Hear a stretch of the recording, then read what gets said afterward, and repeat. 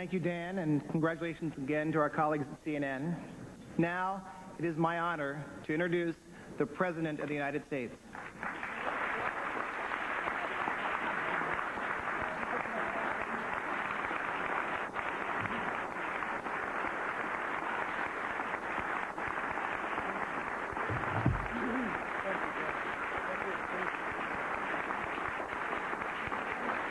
Thank you. Thank you very much.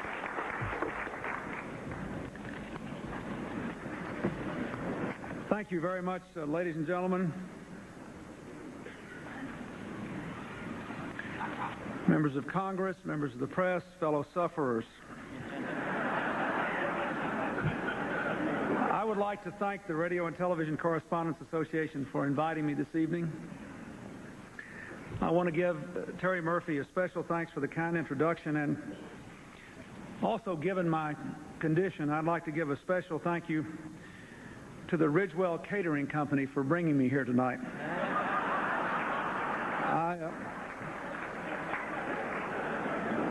Enough laughs. I have come here tonight to speak about a topic of perennial concern in Washington, something we never get around to doing anything about, and that is the close, some would even say cozy, relationship between the rarefied elite who make public policy and those who report on it. And on that topic, just let me say this. Congratulations, Andrea.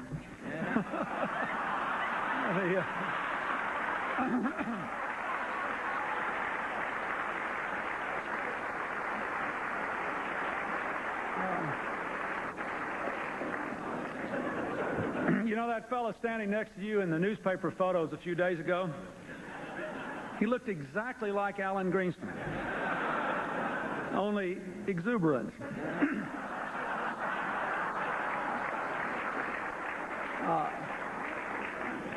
I want all of you to know that until recently I had planned out a really dramatic entrance to this dinner. And then George Bush stole my thunder. I mean, look at this. This guy is 72 years old. He jumps out of a plane at 12,000 feet. He lands without a scratch. I fall 6 inches and I'm crippled up for 6 months. It's ridiculous.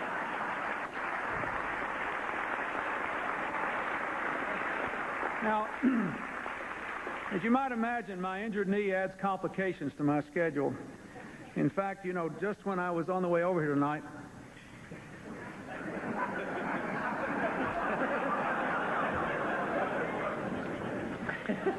well, as you have seen, my press secretary, Mike McCurry, just handed me a note. According to wire reports, former President Bush has just bungee jumped off the Seattle Space Needle.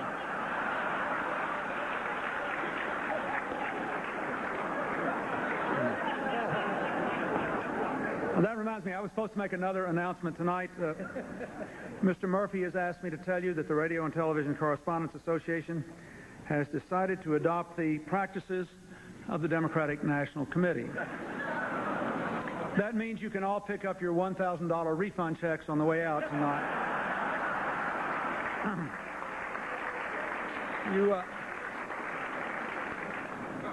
You know, I'm getting a little sick of these fundraising stories. But here I am, I'm doing the best to do the job the American people sent me here to do. But with all this ruckus in Washington these days, we have to work harder and harder to sort of be heard through the din. So my staff worked up a few new ideas that we thought might break through. I want you to be the judge. After all, it's your den. Here are the suggestions. Take a cue from the TV show Ellen. Start a rumor that in the last presidential press conference of the season, my character will become a libertarian. Announce that we discovered signs of life on Mars. We already tried that. And some of you bought it. I couldn't believe it.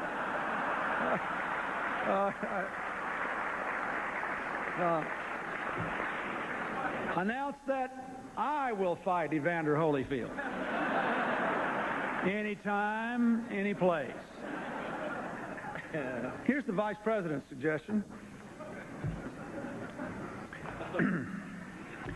Sign an executive order hiring people on welfare to install computers in our nation's classrooms, to email messages to neighborhood watch volunteers, to use their cell phones to call 100,000 community police officers, to remind the 1 million literacy tutors to show up for work.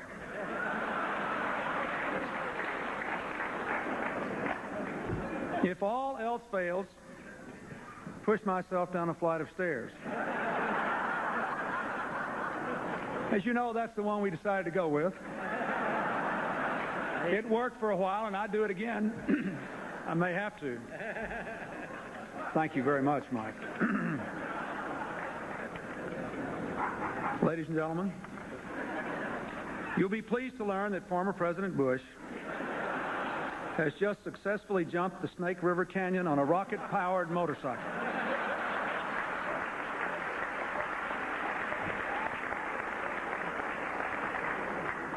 Now he's just taunting me.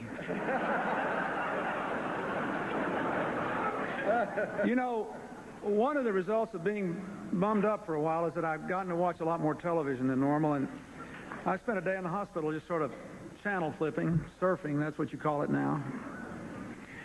And I was amazed at the way all these different channels struggle to accurately but uniquely cover my surgery. C-SPAN, of course, provided live, uninterrupted coverage of my injured knee, while C-SPAN 2 devoted full coverage to my other knee.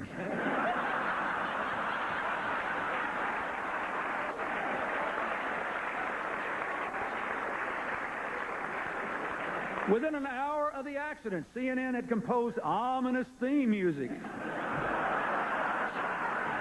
and put up a graphic: breaking news, breaking knees. I knew it was going to be a major story when their headline news devoted a full 5 seconds to it. MSNBC immediately proclaimed itself the state-of-the-art global interactive command center for all leg-related news. ESPN broke into the North Carolina-Colorado basketball game with a breathless bulletin that Greg Norman was just fine.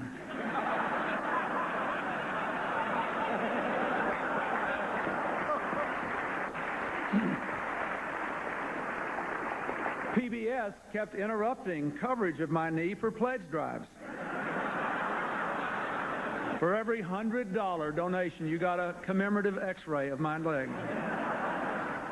Bob Novak went on Crossfire to argue the positive aspects of debilitating knee injuries for Democrats. And then there was MTV. All they wanted to know was, did I wear a hospital gown or pajamas? Another one. Thank you, Mike. Ladies and gentlemen, President Bush has just had himself manacled, placed inside a padlocked trunk, and submerged off the coast of Kennebunkport. The clock is ticking. Our prayers are with him. Anyway, I'm back on my feet, and I'm working for the American people. Congress is back in session this week. That came as a surprise to people in Washington who didn't know it was away. Things have been so slow this year, C-SPAN's actually showing reruns of the 104th Congress.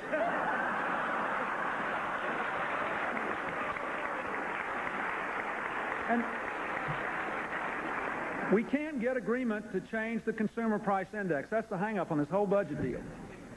And there are Democrats and Republicans in the House. They're scared to death of it. But, you know, a small change in the CPI could shave billions of dollars from the deficit, add years and years to the life of the Social Security Trust Fund. Now, I know this is a complicated issue for some people, and I've been looking for some simple way to explain it.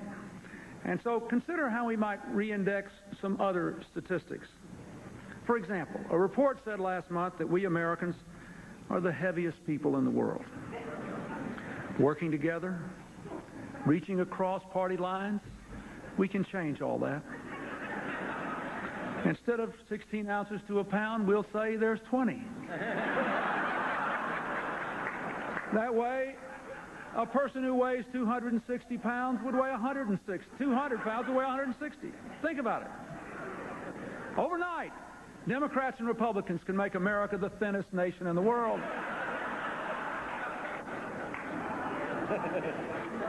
Let me tell you, I'm doing the best I can, but actually I'm kind of hurting. The worst thing about this injury is it's hard to stand for long periods of time. And about this time, I start to get tired. So I'm going to sort of sit down with a confession. When I signed that executive order banning cloning research, it was too late to do anything about an experiment or two that had already been started. But one of them has come in handy in moments like this. Bill, would you mind?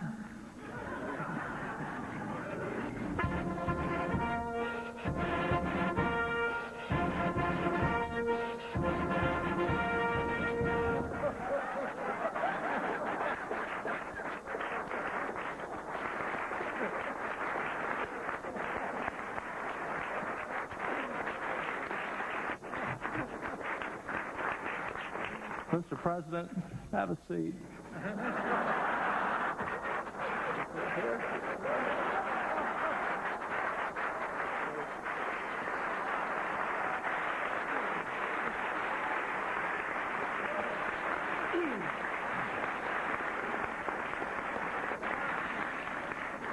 By the way, I'd appreciate it if you'd refer to me as Mr. President.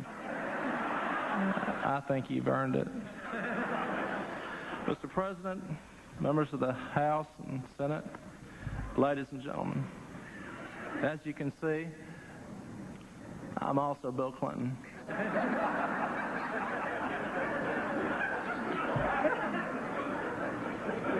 Typically, when I come in to mop up at the end of an event like this, I'll just finish reading from some prepared text and say things like, "We must find common ground.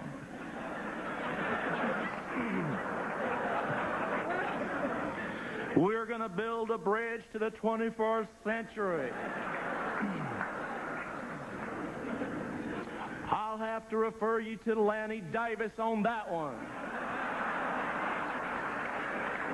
Yada, yada, yada." Mr. President.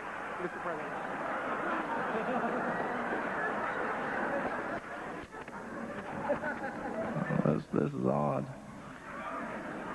Evidently, George Bush has successfully escaped and has been spotted swimming toward the coast of Maine. Hell does that mean?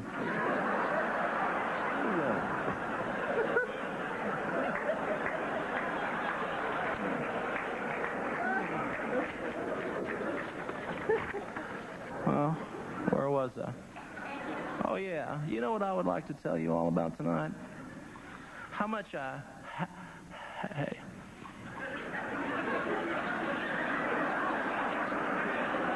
how much I hate waiting around to see if I'm going to pinch hit for him today. It's demeaning. It's dehumanizing. I don't know how Al Gore's put up with it all these years.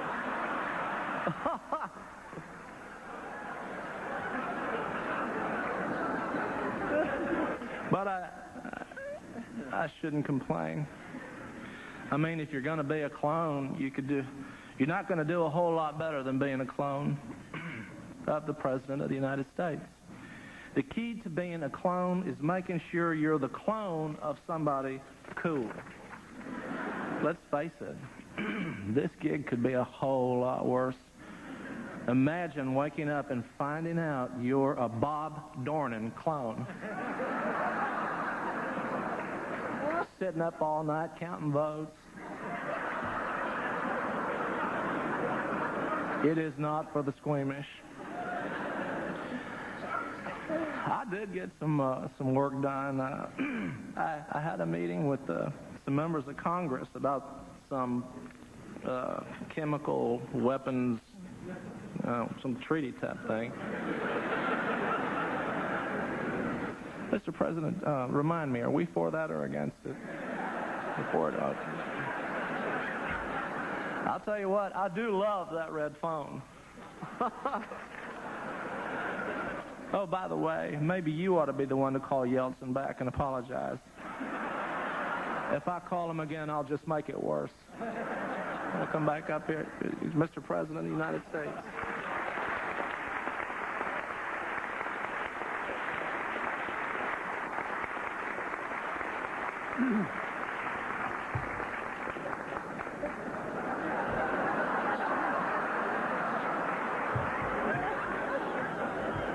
I have to take this over before it gets out of hand.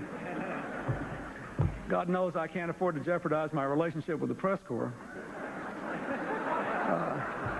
But I want to thank you, Bill, or Mr. President. By the way, I wrote up a to-do list for you for the next couple of days. As usual, there's the morning jog. You have to do that now. Tomorrow at 3:30, I have a conflict. I have a root canal appointment and a press conference in the East Room. I know it's going to hurt, but would you mind doing the press conference? No, wait a minute. I couldn't ask anybody else to do that, even me. Actually, I enjoy these press conferences, and I enjoy coming here every year. I thank you all for what you've done to sustain our democracy for nearly 225 years.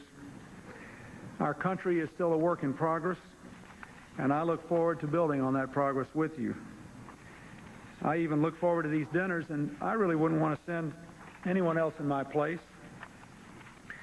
So I want to thank all of you for having Hillary, me, and me here this evening. In closing, let me say, we must find common ground. We are going to build that bridge to the 21st century. I do have to refer you to Lanny Davis on that one. Yada, yada, yada. Good night, and thank you very much.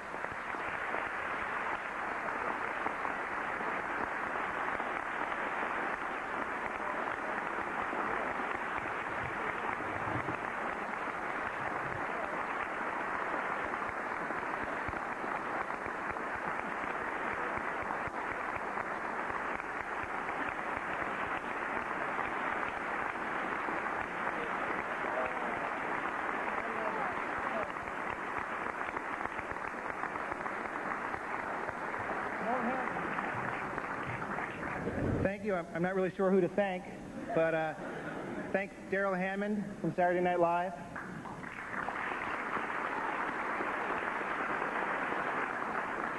And thank you again, Mr. President, for coming back.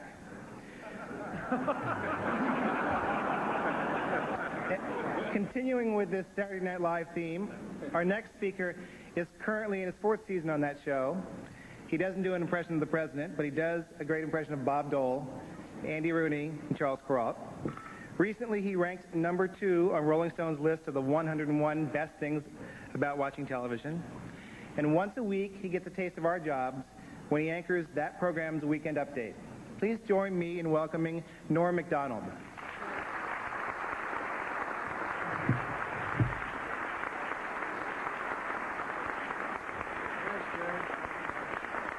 All right.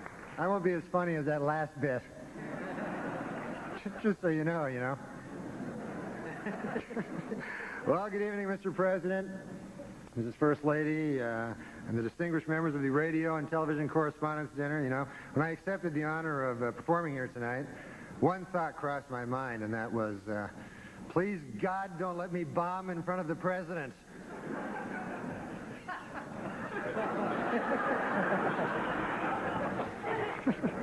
I'm not worried. What the hell do I care? You know, I worked on all my jokes. I got a lot of help from my joke writer, Don Imus. He was helping me a lot.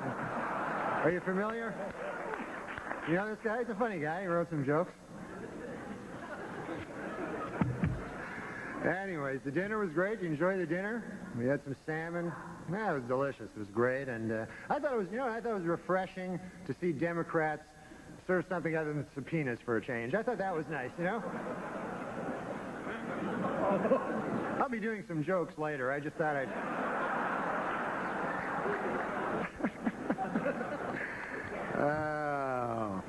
But you know, it is rather daunting to me. I'm just a guy, you know? What the hell am I? And here I am, you know, I look out, I see President Bill Clinton, you know, I see Secretary of State Madeleine Albright, you know, media mogul Rupert Murdoch, you know, broadcast legend Larry King, you know, pornographer Larry Flint, you know, Dick Morris. The list is starting to drop off a little, folks, but still, you get the idea. It's daunting. And, of course, it was very inspiring to see President Clinton up here on crutches making a speech. I mean, I thought that was just amazing, you know. I mean, it's been difficult for the president. You know, he can't jog now, and he needs help getting around, and he still occasionally suffers great pain, you know. On the upside, you got your medical marijuana, so that's, you know.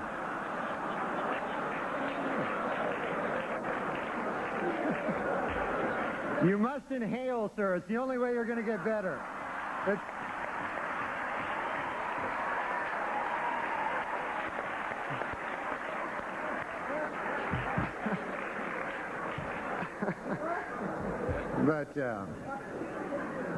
But it's odd. I mean, I think this is the first time that I can remember that we've had a president that is hobbled, you know, and it's tough on everybody. The Secret Service, it's not easy on the Secret Service. They have had to learn, you know, how to do this, and they've been specially trained on how to lift and carry President Clinton by top experts who've been doing this for a long time.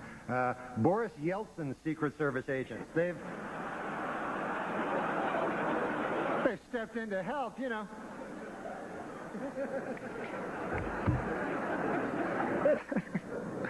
Anyways, excuse me, I'm sorry, folks.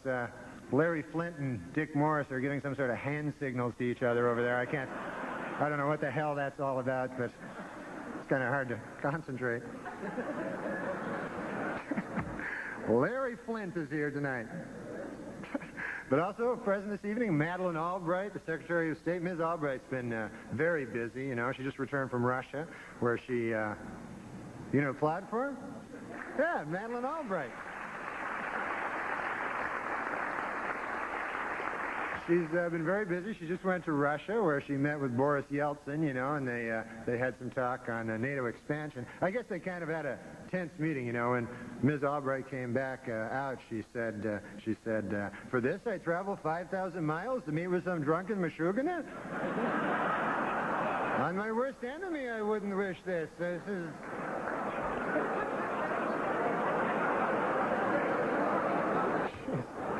She's changed, you know? That's what I find. She's...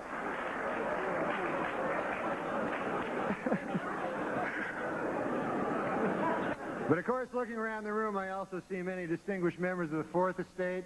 I see Brian Gumbel is here, and he just signed a multi-year contract, of course, with CBS. And, you know, he took some time off to be with his family after the Today Show, but Bryant, in his heart, you know, is a newsman.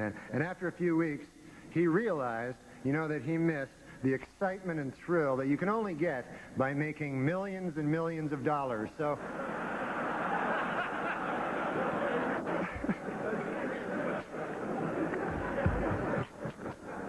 And Dan Rather, of course, is here. He's a broadcast legend. I love Dan Rather, you know.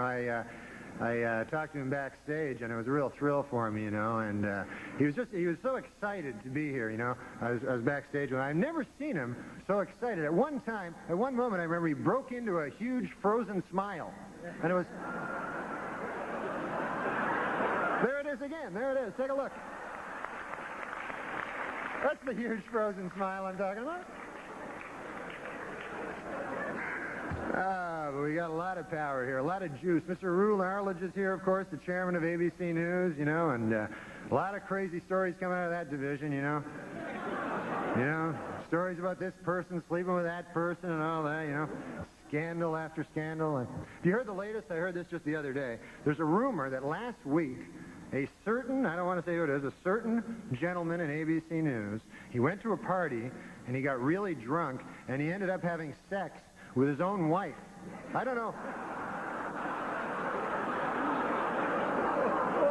how these rumors get started, but you know, it's probably just a vicious rumor, really, you know. But as Mr. Arledge knows, of course, TV has become a very tough game. You got to stay competitive, you know. As we all know, ABC's Good Morning America is in a little turmoil, you know, a little trouble, a little rating trouble. And they're considering a lot of ways now, you know, to boost the ratings. And I don't know, I think they're getting a little desperate. I heard that next week Charles Gibson will announce he's a lesbian. I mean, is that going to help anything? Nobody wants to hear that. Martha Stewart is here, and she wanted me to tell you, don't let the busboys clear your table off tonight, because a little later Martha will come up here, and she's going to show us how to take those old discarded fish bones and make a beautiful birdhouse. So...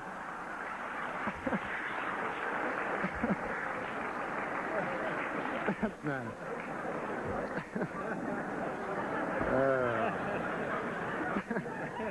I'm very nervous. I don't know why. Before I sip this coffee, actually, sir, how much is it? How much would a cup of coffee cost in a place like this? Nothing for you. Nothing. It's free. Okay, great. I didn't want to get, you know, I didn't want to see $90,000 on my bill later.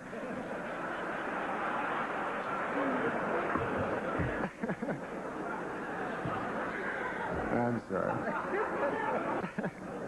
And of course, there are some important Washington figures who couldn't be here tonight.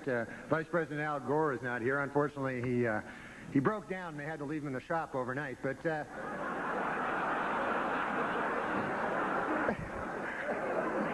say he'll be all right later. Something wrong with the voice box or something. I don't know what it was. House Speaker Newt Gingrich is not here. A little while back, of course, everybody knows that Newt pushed through a lot of budget cuts in the arts, particularly in PBS, you know, and the effects are being felt now. I can see it, even as a layman, you know, just watching. You know, the other day I watched that show, the Frugal Gourmet. It changed its name to the Cheap Bastard. I mean...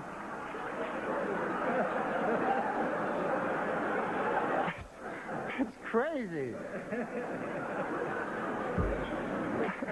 And Senator Ted Kennedy couldn't be here. You know, there's a lot of jokes about Ted Kennedy, but I recently watched an interview. It was very touching, you know. Ted was talking about, or Mr. Kennedy, what the hell am I calling him Ted for? Senator Kennedy was talking about how he proposed to his lovely wife Vicki Reggie, and it was very touching. You know, it was a different side of Ted Kennedy you don't see. He was very old-fashioned and romantic. You know, when he made the proposal, it was very nice. He got up on one knee and he. It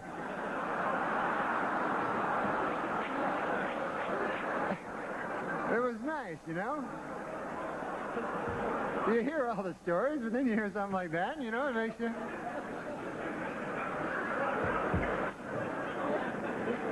I'm starting to relax now, you know. I think I'm relaxing a little. That's not just the booze talking. I think I really am relaxing. It's the Xanax, the Prozac, and the booze talking. But, no, I'm a little nervous, you know. I mean, who the hell am I? But it's been great to be in Washington, I can tell you that, man. Oh, my God, I had a lovely stay here so far. I've been sightseeing, you know, and in fact, I stopped at a museum. This is probably interesting to you guys. They have this news museum now. Have you seen this? It's a museum that's dedicated to broadcast journalism, and they have all sorts of, you know, tributes to Edward R. Murrow and such, you know, and they have this one fascinating place. It's a kind of an interactive display, and visitors, what they can do is they can appear on camera and pretend that they are real journalists, you know. So far, it's been visited 20 times by Matt Lauer, but...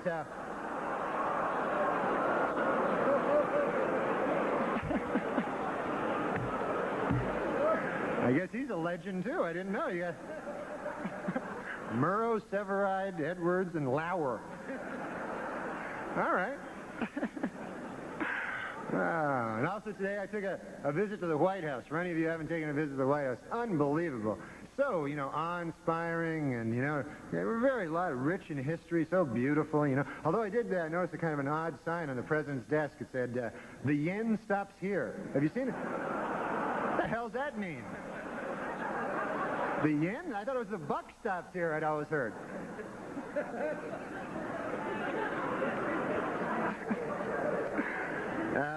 Of course, they say the White House was haunted. Did you know that? And I thought this was kind of sad. I heard last night that President Clinton charged Abraham Lincoln's ghost $10,000 to sleep in his own bed. So that doesn't seem right to me, I mean... No. But look, the president, has come under a lot of fire for raising money, but, he's good at raising money. That's not a bad thing. Every president's done it. It's just that President Clinton is very, very, very good at it. Do you know he has organized in the past year over 100 fundraising dinners and over 200 fundraising midnight snacks? Did you know that? Is he laughing? Is he...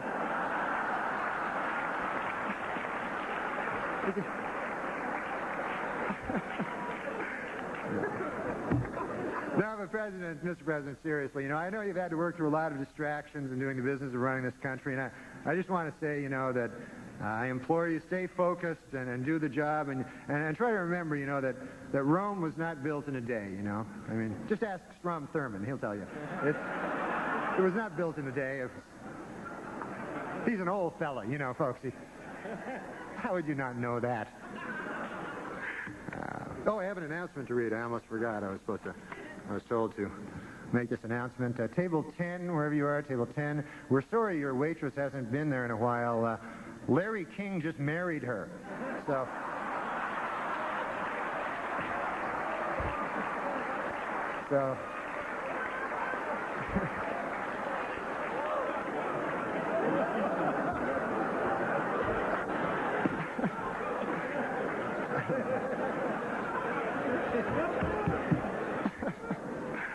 I have to say, though, this is an incredible thing for me. I'm just a punk, and yet here I am, I can't believe I'm speaking in a room. I'm standing in a room here with the most powerful man in the country, Alan Greenspan, and it's a little amazing to me.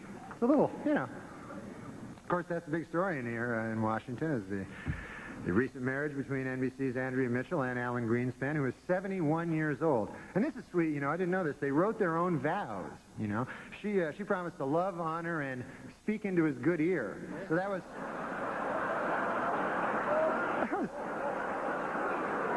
kind of sweet,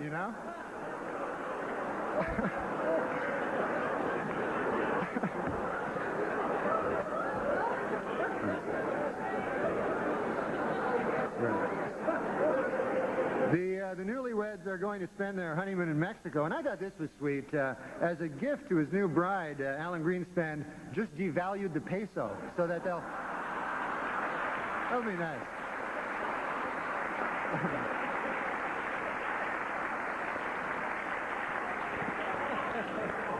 So anyway, a little bit more of my coffee. Anyways. It just occurred to me, Mr. President, you are now handicapped, and you're the President of the United States. You must have an unbelievable parking spot, That's...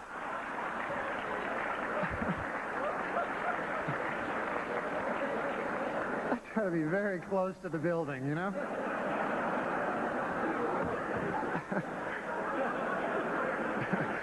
But, you got to hand it to the president. His injury is not holding him back from doing the business of the nation. In fact, he just nominated Major General Claudia Kennedy as the Army's first female three-star general. And I think that's great.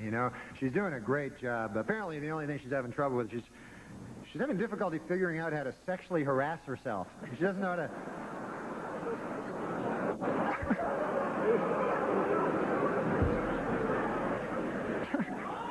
What's that? Guy yells my name for no reason. Oh, I have another announcement to make. Is that what you're telling me? That I should make this announcement? You're right. You make a good point with your incoherent gibberish. Here it is. Here's my other announcement. The U.S. State Department, folks, has just issued a travel warning for all women moving past Dick Morris's table. So...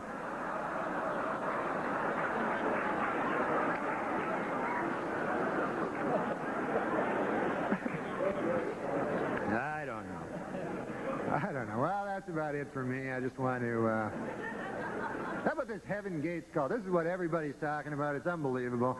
And it really is a sad story, and it's hard to comprehend. I mean, think about it. Who in their right mind would believe that you get into a spaceship behind a comet by castrating yourself and committing suicide? I mean, other than Pierre Salinger, who on earth would believe...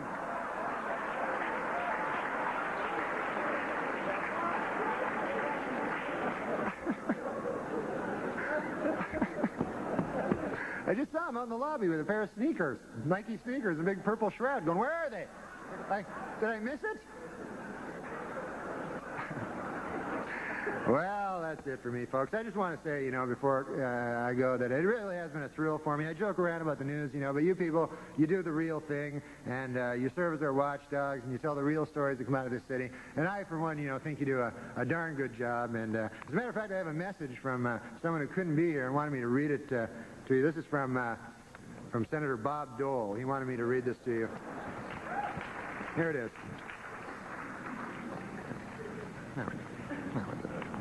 This is it. This is from Senator Bob Dole. Ladies and gentlemen of the press, to hell with all of you. You cost me the damn election. You can kiss my ass, every last one of you. Thank you, folks. Thank you very much.